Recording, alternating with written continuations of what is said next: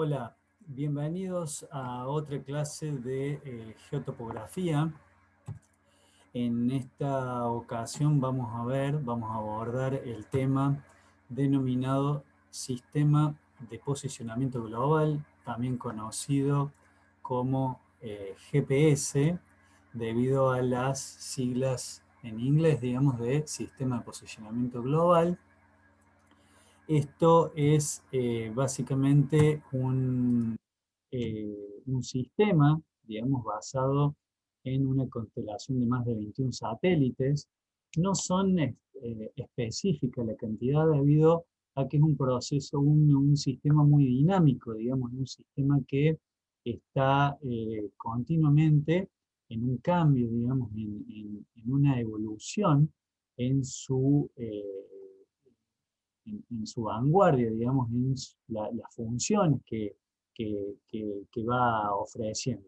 Básicamente consta entonces de, como se ve aquí, esquematizado, una serie de órbitas y aproximadamente 21 satélites que van a estar abocados a mediciones en la superficie de la Tierra. Ya vamos a abordar bien en detalle este tema. Para entender un poquito de historia, nos hacemos la pregunta: ¿quién lo creó? La creación de este sistema viene dado el desarrollo y toda la creación por el Departamento de Defensa de los Estados Unidos con fines básicamente de posicionamiento de elementos o de medición de puntos de posicionamiento en la superficie terrestre. Para esto vamos a abordar cuál fue el problema, digamos, qué es lo que el sistema trata de hacer y básicamente solucionar un problema, que en el desplazamiento, digamos, y en la exploración de los océanos, sobre todo, que tenemos, o en las grandes extensiones de superficies donde no tenemos referencias, este, hace tiempo atrás, digamos, lo que se utilizaba para poder situar un punto era considerar la posición de las estrellas, debido a que ellas, como sabemos, dan un punto fijo. Entonces, a través de ellas calculábamos la posición donde nosotros nos encontrábamos. Entonces, si bien es algo indirecto, y debido a que las estrellas están muy lejos, parecen todas iguales. Entonces, hay que ser realmente un gran conocedor de las características de cada una de ellas para poder hacer digamos así, una medición acorde a lo que es digamos así, la conversión para poder calcular esa posición. Entonces, esto unido a que los aparatos disponibles para una embarcación no son muy precisos, y la medición que se necesita hacer tiene que ser cuidadosa para poder calcular nuevamente con cierta exactitud una posición. El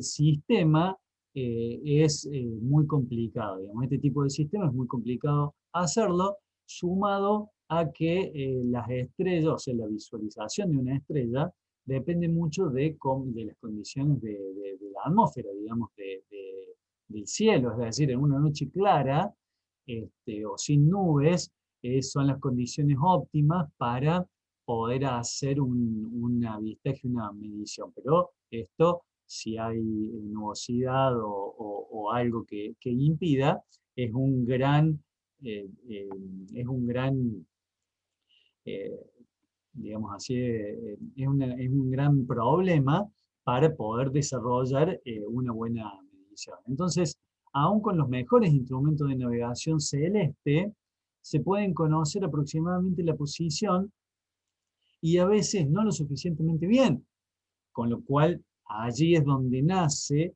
y donde se comienza a perseguir el objetivo de encontrar la solución para el posicionamiento en la superficie terrestre, ya sea de día, de noche, con sol, nublado, es decir, independiente de las condiciones atmosféricas, y por lo tanto se creaba, el Departamento de Defensa se crea este sistema. El sistema consta de varios componentes. El primer componente y el más importante tal vez va a ser el sistema, el segmento de control. El segmento de control son una serie de antenas parabólicas que van conectando al segmento espacial, es decir, a los satélites. Entre ellos hay una comunicación, y luego el segmento de usuario, que somos lectores, digamos, este es el segmento en donde estaríamos nosotros, y somos lectores de esta, digamos, coordinación que tiene el segmento espacial y el segmento de control, y que básicamente el segmento espacial riega, digamos así, emite una serie de señales para poder, por medio del segmento de usuario, calcular una localización. Es decir, lo mismo que, o hay algo aproximadamente igual a establecer una distancia a una estrella o a varias estrellas para calcular el punto sobre la superficie terrestre. Aquí vamos a utilizar un sistema que está continuamente en emisión para poder calcular una posición. El segmento de control básicamente va a tener esta comunicación, digamos, la característica principal es esta comunicación de ida y vuelta con los satélites. Cada central de control, que hay aproximadamente 10 o 15 en la superficie terrestre, brindan también un punto fijo, y es básicamente el segmento que recibe y envía la información del sistema, como por ejemplo los parámetros orbitales, los datos meteorológicos, las correcciones de reloj, cualquier elemento que pueda ser, digamos así, cambiado, monitoreado o de forma significativa, digamos, lo va a hacer desde el segmento de control al satélite, digamos, a cada uno de los satélites. Es decir, esta comunicación es personal con cada uno de los satélites. Luego, entre las estaciones de control, también va a haber una cierta comunicación para poder coordinar entre ellas los parámetros más importantes, como los que estamos definiendo acá: los orbitales, los datos meteorológicos y las correcciones de reloj. Tengamos en cuenta de que estos elementos no son inteligentes. Digamos, los satélites van a tener un nivel de automaticidad muy grande, pero el control final se lo van a dar los puntos fijos, digamos así, o las estaciones de control que están en la superficie terrestre. En el segmento espacial vamos a tener un número de satélites, 28 para este sistema. Aquí están las órbitas depuradas, digamos así, un poquito más limpias. Van a ser 6 planos orbitales a 57 grados respecto del ecuador, cada uno de ellos. La elevación promedio, digamos, son aproximadamente 20.000 kilómetros. Esto puede ser un poco más, un poco menos, según cada uno, según la característica de cada uno. Y el periodo orbital es de 12 horas, o sea, cada uno de los satélites va a pasar por un punto de control 2 veces durante, o por una estación de control, por 2 veces en 24 horas, en un día. Con lo cual, allí vamos a tener ese seguimiento, ese monitoreo que hablábamos recién.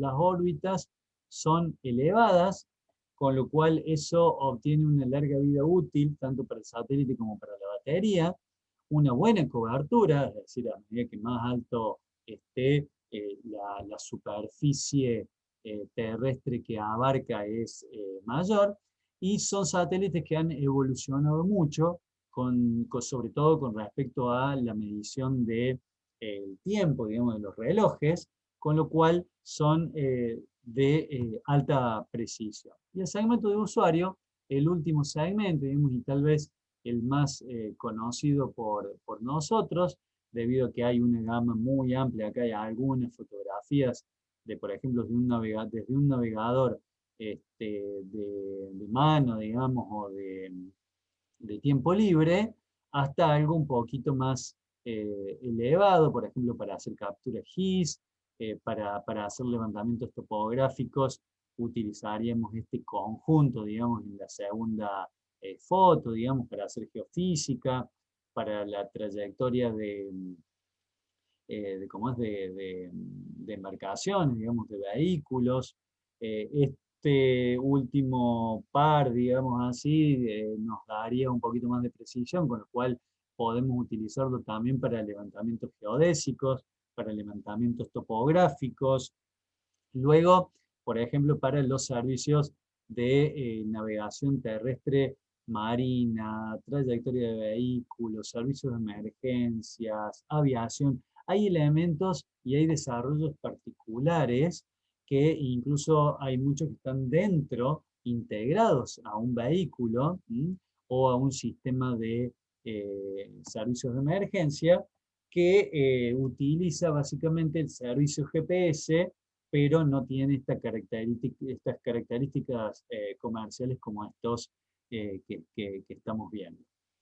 En pocas palabras, digamos, el funcionamiento del GPS va a tener estos 5 pasos, y sus principios básicos básicamente son: la base del sistema es la triangulación desde los satélites. Decimos triangulación porque vamos siempre a tratar de llevar al plano, ¿sí? Vamos siempre a tratar de llevar al plano, ya vamos a ver, y básicamente es una triangulación que va a hacer un satélite o varios satélites con el punto de posición en donde estamos.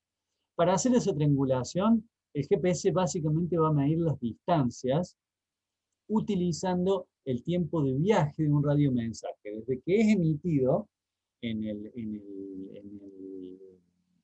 satélite, digamos así, hasta que es recibido por el segmento de usuario. Para medir el tiempo, lo que les decía recién, se utilizan relojes de altísima precisión. Esto ha cambiado mucho, ha evolucionado mucho. Y una vez conocida la distancia a un satélite, se necesita conocer la posición del satélite. La señal va a viajar a través de la ionosfera y de la atmósfera, por lo que se van a necesitar correcciones. Todo esto permite que cada metro cuadrado de nuestro planeta tenga una única dirección. Digamos. O sea, al estar monitoreado, van a ser puntos muy específicos y que entre ellos tienen que tener una cierta relación, una cierta armonía. No puede un satélite darnos el cálculo de posición y otro satélite darnos otro cálculo de posición, con lo cual el método nos da esta característica, digamos, de única dirección. Para ampliar un poquito más el tema de la triangulación, en rigor, la vamos a explicar como triangulación, pero en realidad el término en 3 dimensiones o el término espacial se denomina trilateración. Es una palabra complicada, pero básicamente es lo mismo, es la triangulación en distintos planos, con distintos ángulos, o sea, espacial. Entonces, dije, es trilateración. Lo que es el comienzo de esta trilateración lo vamos a empezar a ver con digamos así, un satélite. Esto nos va a ejemplificar un satélite, y hagamos de cuenta que ese satélite ha emitido, o con sus emisiones genera, una esfera de 19.900 kilómetros. Esto está en el espacio, entonces por ahora podemos conocer exactamente la ubicación del satélite y a qué distancia estamos de él. porque de alguna forma nosotros decimos o definimos el radio de esta esfera. Entonces, si nosotros a esta medida le agregamos una medida más, nos va a dar la posición, perdón, esta medida, digo, nos da la posición sobre cualquier punto de esta esfera. Es decir, que todos los puntos de la esfera cumplen con la condición de estar a 19.900 kilómetros desde el satélite. Entonces las computadoras o los procesadores de los GPS van a poseer varias técnicas, digamos, para distinguir cuál es el punto correcto según la trigonometría esta de trilateración. Se van a necesitar 4 esferas, o sea, 4 satélites, para localizar un punto sin ambigüedad. En rigor, se puede calcular un punto con 3, pero va a ser una posición, un cálculo de posición con muy poca precisión. Con lo cual, denominamos así a una posición para el navegador de un automóvil, por ejemplo. O sea, esa definición de 3 o de 2 asistida puede servir para un navegador de baja precisión. Ahora bien, nosotros sumamos una segunda lectura, una segunda esfera de 20.300 kilómetros. La intersección de dos esferas me va a generar una circunferencia. Es decir que ahora, para poder, digamos así, solucionar estas condiciones de dos esferas, de una posición con dos esferas, la solución, ¿cuál va a ser? La solución es una circunferencia. Si sumo una tercera medida, o sea, una tercera esfera, un tercer satélite de 20.500 kilómetros, la intersección de estas tres esferas ya me da 2 puntos. En esa circunferencia me va a dar 2 puntos. Esto no hace ni más ni menos que un sistema de ecuaciones, con lo cual los procesadores del GPS van a poseer varias técnicas para poder distinguir cuál es el punto correcto. ¿Por qué? Porque uno de estos puntos tiene una aberración, digamos, tiene características que fácilmente procesando el sistema detecta cuál es el punto correcto y sin ambigüedad. Este proceso se denomina trilateración. Sumamos, digamos, a este elemento, digamos, a esta combinación, un cuarto satélite, nos va a dar específicamente el punto sin ninguna duda y va a aportar más precisión a ese cálculo.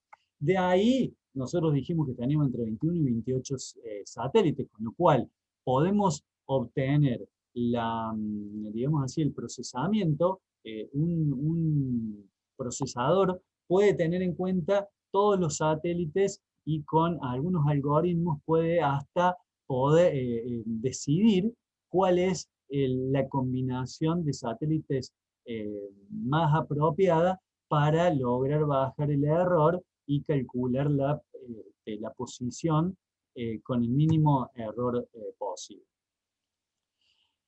Entonces ahora vamos a cómo medimos la distancia desde un satélite. Básicamente el sistema GPS mide el tiempo, entonces nosotros podemos definir ese radio desde la emisión de la señal del satélite hasta la recepción por un tiempo, como sabemos que básicamente la distancia va a ser velocidad por tiempo, y sabemos que una onda de radio se propaga en nuestra atmósfera a la velocidad de la luz, es decir, 300.000 kilómetros por segundo, lo que necesitamos saber exactamente es cuándo el satélite emite o empezó a enviar un mensaje y cuándo nosotros lo recibimos. Es decir, de esa forma podemos calcular el tiempo de viaje de la señal. Entonces, necesitamos los receptores, y estos son los receptores que ya hemos visto para poder calcular, o para poder, digamos así, operar el sistema. Entonces, ¿qué debemos conocer cuando la señal es emitida? Entonces es fundamental el sincronismo de los satélites entre ellos y entre los receptores, para que ambos generen el mismo código. Es decir, el satélite tiene un reloj muy preciso y es, digamos así, único para todas las emisiones que hace. En el receptor hay diversos, hay muchísimos usuarios, digamos, con esos receptores. Entonces, el costo del reloj del receptor es muchísimo menor y por lo tanto su precisión. Entonces, ¿qué hace el receptor? El receptor recrea, digamos así, copia la onda, digamos así, de la señal, mejor dicho, de la onda emitida por el satélite. Noten que este código tiene una cierta fisonomía, digamos, no son todos iguales estos pulsos. Acá hay un pulso que dura un tiempo, luego baja, este otro dura otro, este comienza distinto de lo que comienza este otro. Entonces, aquí hay un código. En estos pulsos se genera un código que es leído por los aparatos y que es sincronizado entre ellos para poder calcular el desfasaje. El delta T es el desfasaje, con lo cual la distancia, noten que acá tendríamos la esfera con los gráficos que vimos recién, entonces la distancia va a ser igual a la constante, que básicamente es la velocidad de la luz, por el desfasaje, o sea, por el tiempo, que es básicamente desde la emisión hasta la recepción de esa señal. También se denominan códigos pseudo-aleatorios, si bien no son tan aleatorios porque esto tiene un patrón. Ese patrón es copiado por el elemento receptor y es alineado, es sincronizado. Luego aquí podemos ver lo que es un reloj atómico, aproximadamente tienen esa forma, y digamos, el objetivo es la medición perfecta del tiempo, o sea, nuestra lectura es el tiempo. A través del tiempo vamos a calcular, o el sistema calcula, la distancia, con lo cual, si tenemos error en el tiempo, tenemos error en la distancia. Para eso, en el satélite va a haber 4 relojes atómicos y en el receptor hay un reloj de moderada precisión. Este reloj es de moderada precisión porque, en rigor, lo que tiene que hacer el receptor es copiar la onda, digamos así, esa pseudo, el código que tenga el satélite, cada uno de los satélites. Entonces, el reloj de moderada precisión basta para poder alinear esas ondas. Tengamos en cuenta que un reloj atómico puede estar alrededor entre los 100 y 120 mil dólares, con lo cual tener un reloj receptor dentro de de un aparato haría muy costoso, un aparato de uso, en el segmento de usuarios, sería muy costoso. Entonces, debido a esa diferencia de precisiones entre un reloj y el otro, es que hay que hacer correcciones, y para detectar estas correcciones el sistema deberá ser monitoreado continuamente.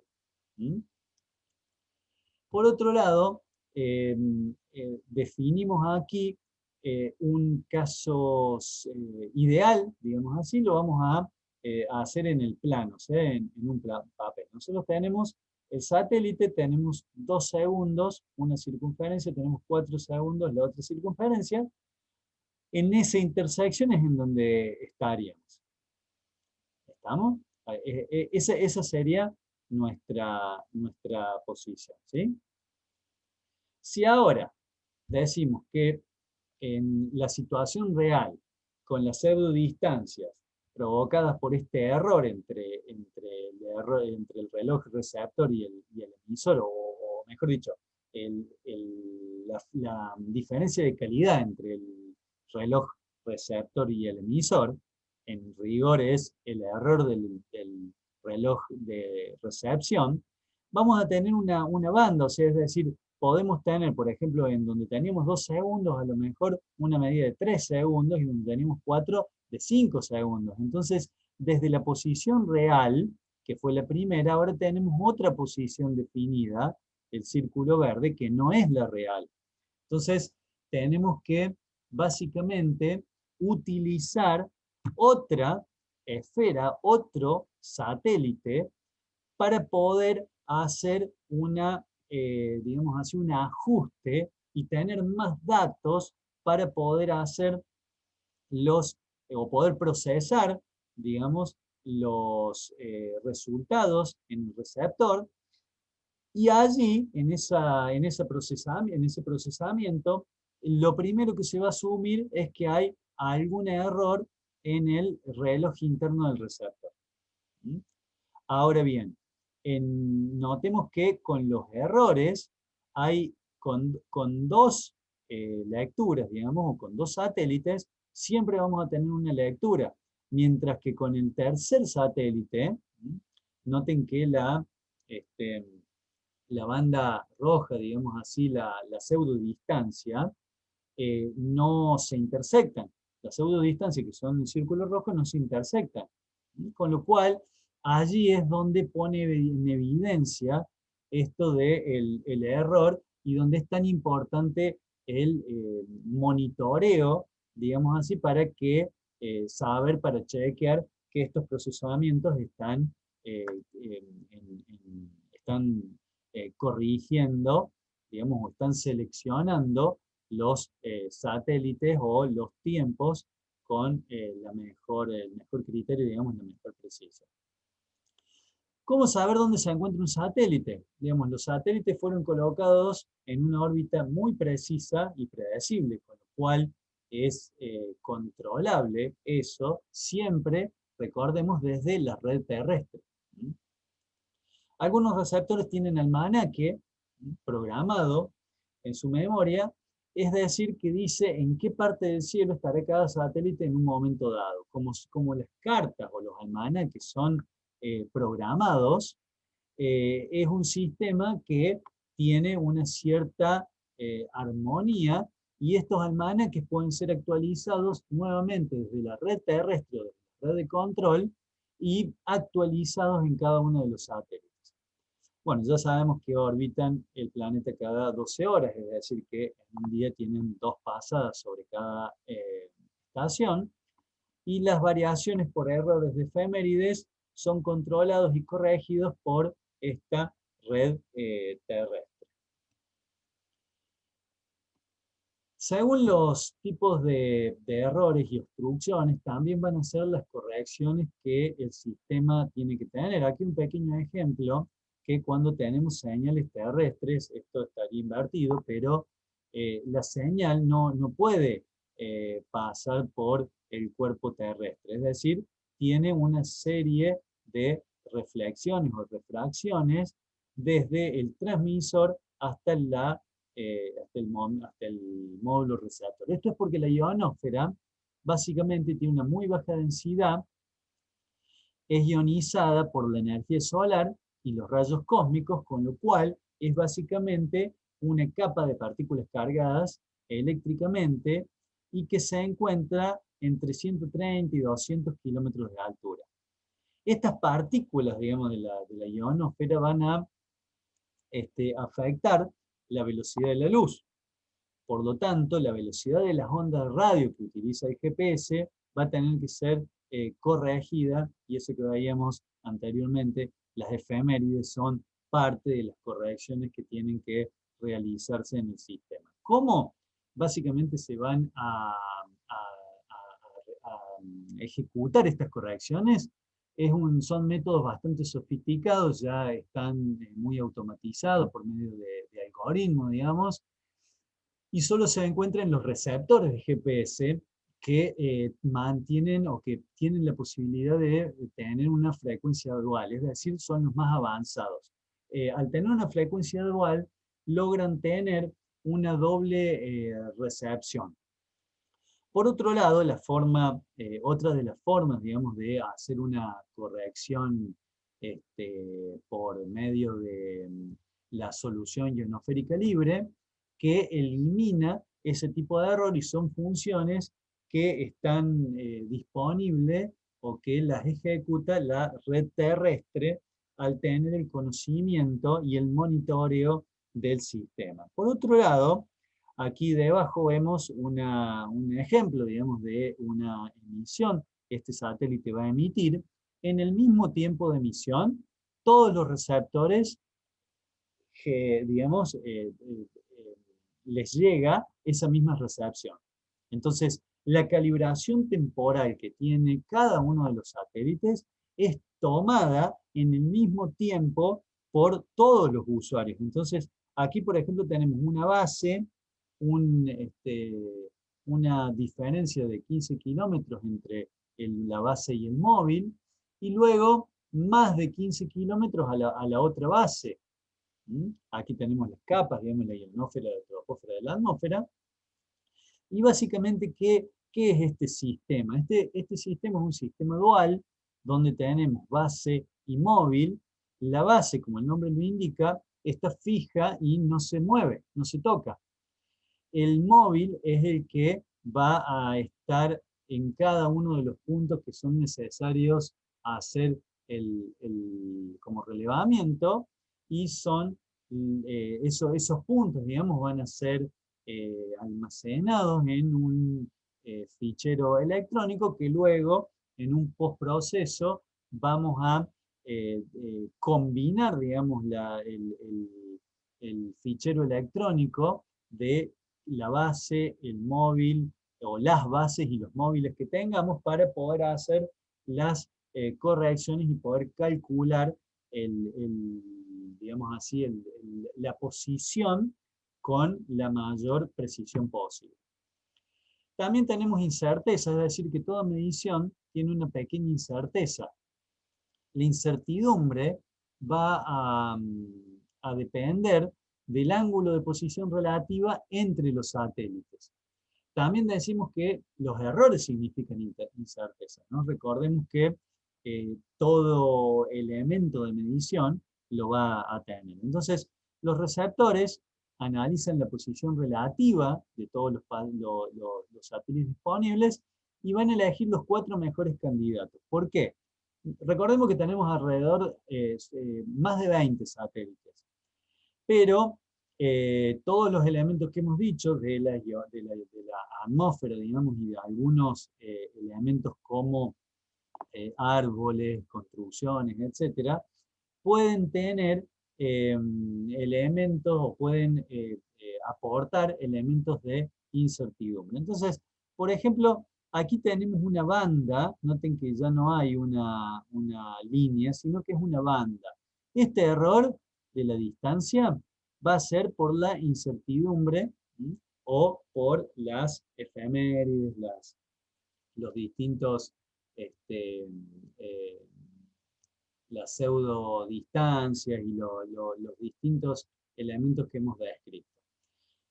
Pero por otro lado, hay una posición relativa que es muy importante, digamos, y se denomina como ángulo de posición relativa entre lo que es la intersección de esas esferas y los dos satélites, por ejemplo. Noten que aquí el ángulo, este ángulo de posición relativa, va a ser mayor que este. Este ángulo de posición relativa es menor. Entonces, nuestro receptor a esto lo conoce, con lo cual va a poder tener en la incertidumbre menor incertidumbre, si vemos que la incertidumbre es el área entre estas dos fajas. Aquí tenemos un área mucho mayor que aquí. Entonces, podemos concluir diciendo de que el ángulo, digamos, a mayor ángulo, mayor es la precisión de esa medición. Y eso lo puede hacer no solamente con 2, sino con 4, con 6, con 8 satélites, que es lo que normalmente se utiliza. Entonces, para mejorar todo lo posible la precisión, un buen receptor GPS va a tener que tener en cuenta un principio geométrico que se denomina pérdida geométrica de precisión. Esa pérdida geométrica de precisión va a estar referida al hecho de que el resultado se puede mejorar o empeorar dependiendo de cuáles satélites, digamos, está tomando para la medición de la posición.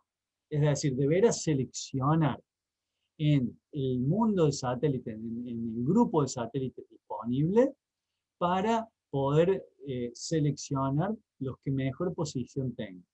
Entonces, no hablamos sobre la calidad de un satélite u otro, sino en la calidad de la medición, que básicamente va a depender del ángulo relativo en el cielo entre ellos, digamos. ¿Estamos? Ese es un concepto que normalmente se asocia al PDOP, que es un parámetro que nosotros lo podemos leer y lo podemos manejar en algunos aparatos, lo podemos manejar y podemos tener en nuestras manos la decisión de ejecutar la medición o no. Los métodos de medición son muy variados. Yo aquí solamente voy a nombrar los más clásicos. Autónomo o absoluto, que esto es solo utilizando un receptor GPS y normalmente es para navegación y trabajos de mapeo de baja precisión. Luego, para pasar a algo antagónico en lo que es precisión, es el diferencial o relativo. El método diferencial, básicamente se van a utilizar 2 o más receptores en forma simultánea, como vemos acá en el gráfico. Aquí tenemos un receptor, es el móvil, y aquí tenemos otro receptor, que es la base. Esos serían los 2 como mínimo. En el ejemplo también teníamos 3, eran 2 bases y 1 móvil. Esto está asociado a las áreas de relevamiento que querramos hacer. Por lo tanto, si un área o una longitud es muy extensa o se supera los 15 kilómetros, vamos a tener que tener 2 bases para poder solapar el relevamiento. Básicamente, ¿qué logramos con esto? Corregir los errores propios del sistema, y puede utilizarse en postproceso, que es lo más económico, o en tiempo real, o RTK, que es el cálculo, digamos así, en el momento en el cual estamos tomando la posición con todas las correcciones que hemos mencionado. Entonces, acá hay un pequeño ejemplo. Fíjense, los satélites observados por el móvil son 4. Y los satélites observados por la base son 6. Normalmente es porque las condiciones de la base las selecciono yo y las condiciones de un punto móvil no son 100% seleccionables. Necesitamos tomar un punto y lo tenemos que relevar, tenemos que calcular su posición y muy posiblemente tenga condiciones de contorno muy distintas al de la base. Por eso siempre la base tiene que estar instalada en un lugar muy apropiado, cielo abierto, condiciones óptimas. Luego estos puntos, noten que acá dice, por ejemplo, 11, 11:05, 11:10, 11:15. Esos son los horarios en el cual se ha desarrollado la medición. Cada 5 segundos los satélites hacen sus emisiones. La base va a tener también la misma lectura. Va a tener la lectura de las 11, de las 11:05, de las 11:010, etc. Entonces, conociendo la posición o el movimiento, digamos, de los puntos temporales, pero que luego son calculados, vamos a poder demostrar, va a quedar en evidencia que lo que se mueve en realidad es el satélite. No se está moviendo la base, nosotros tenemos la certeza de que la base está fija. Con eso vamos a corregir cada una de las posiciones tomadas por el móvil. Entonces, el error de la base básicamente va a ser igual al error del móvil en función del tiempo. Esa es digamos, lo que asumimos y es nuestra regla básica para poder corregir. ¿Por qué entonces se llama relativo o diferencial relativo? Porque es un punto relativo a otro punto. Este punto de las 11 y 10 relativo al de las 11 y 10. Y es diferencial porque justamente se calculan cuáles son las diferencias de posiciones para poder dejar en evidencia el movimiento satelital y poder llevar ese movimiento en forma vectorial a la corrección de nuestra posición. Aquí podemos ver el equipo trabajando, digamos, tenemos una antena, la controladora, y otra antena con otra controladora en la base. Esto sería la base, este sería el móvil, que va a ir a los puntos de interés que nosotros querramos relevar para lograr un levantamiento exactamente igual al que vimos en la clase de levantamientos topográficos. Esto lo único que va a cambiar es el equipo, digamos así, la metodología un poco, pero todas las consideraciones planimétricas y altimétricas son exactamente igual y se van a mantener. Entonces, tenemos un equipo receptor base, un equipo móvil, y básicamente lo que tenemos que controlar nosotros va a ser la cantidad de satélites para tener por lo menos 4, la distribución de esos satélites por medio del PIDOP, y el tiempo de exposición de la lectura de cada uno de los puntos. Esto ya es un poquito más compleja la explicación, porque va a depender de la calidad, digamos así, y de las bandas que tengamos en nuestro receptor. Bueno, la anterior era la actividad de gabinete, de campaña, digamos, esta sería la actividad de gabinete. Cuando no tenemos una RTK, nosotros vamos a tener un fichero en la base, del equipo base, un fichero del equipo móvil, y por el procesamiento o el postprocesamiento vamos a tener el cálculo de las posiciones. Noten que aquí están los puntitos, y esta es una línea de tiempo de cuánto fue la exposición de cada punto y cuándo fue tomado cada punto. Esto es porque el tiempo, recuerden que estamos trabajando con tiempos aquí que luego son traspasados, transformados a distancias, y con esas distancias se van a calcular las coordenadas geográficas. O sea, de estos dos ficheros voy a obtener coordenadas geográficas. Y por último, podemos decir que esas coordenadas para nuestro sistema, recordar que son coordenadas Postgard en una proyección cartográfica Gauss-Krüger. Entonces, vamos a tener un